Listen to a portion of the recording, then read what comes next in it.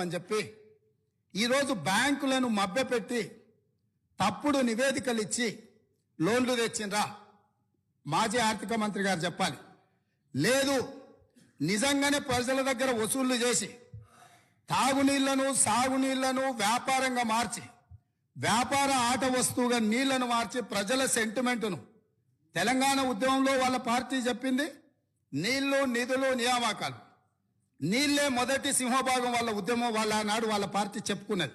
ఆ నీళ్ల ద్వారా వ్యాపారం చేసి దాదాపుగా ఒక్క కాళేశ్వరం ద్వారానే 5,199 కోట్లు, మిషన్ భగీరథ ద్వారా 5,706 కోట్లు, అంటే 10,800 కోట్ల రూపాయలు రైతులను, పేద ప్రజలను ముక్కువిండి వసూలు చేస్తామని ఈ నివేదికలు ఇచ్చి అడ్డగోలుగా 1,000 కోట్ల రూపాయల అప్పులు తెచ్చి